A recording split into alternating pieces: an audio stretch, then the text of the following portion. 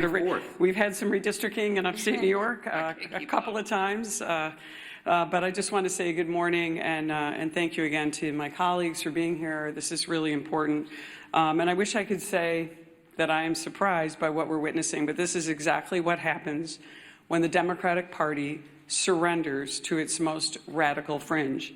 Chuck Schumer and Hakeem Jeffries lack the political courage to stand up to the Marxist, anti-Semitic, anti-law enforcement base led by Mamdani now, AOC, and Bernie Sanders. Schumer and Jeffries are both weak leaders from New York, and specifically New York City, where they have never had to face serious political opposition and have enjoyed nothing but glowing praise from their friends in the media. They are ill-suited to lead the Democratic Party at the national level, which is on dramatic display with each passing day of this tragic shutdown. They have traded true leadership for appeasement, responsibility for disorder, and principle for political survival. This shutdown is their choice. They've surrendered to radicals funded by dark money groups pushing anti-police, anti-Israel, anti-American garbage. Now the country is paying the price. I served with Hakeem Jeffries in the New York State Legislature.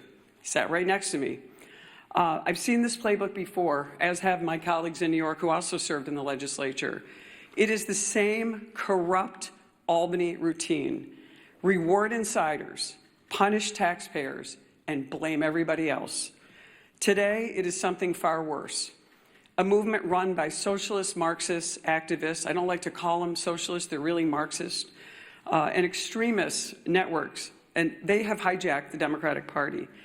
And as the Speaker pointed out, just look at Zohran Mamdani, a member of the State Assembly, by the way.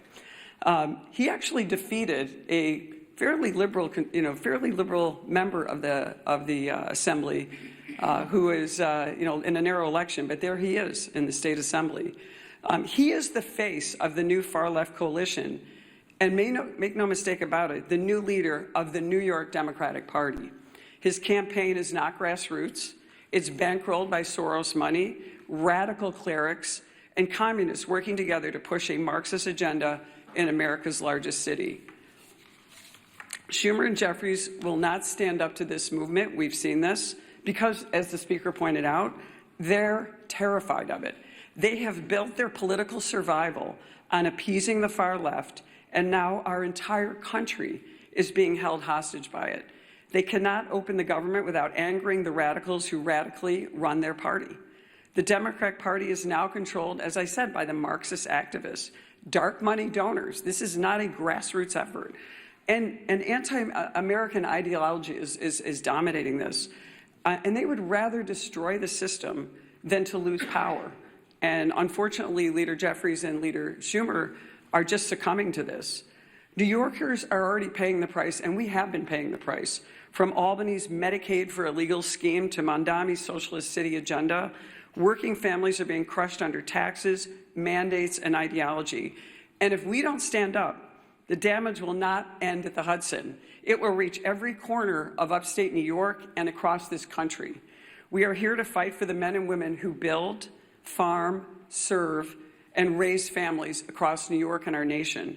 They are the backbone of this nation, and they deserve a government that works for them, not the political insiders who have created this mess. So my message to Chuck Schumer and Hakeem Jeffries is simple. Stop playing games. Stop bowing to this mob and reopen our government. Pay our troops, fund essential services, and start putting American families, and especially in my case and my colleagues here, New York families first. And my message to New Yorkers is this: stand up, speak out, reject this radicalism that has taken over not just our city, but will take over our state. And I thank you, Mr. Speaker. I appreciate the moment.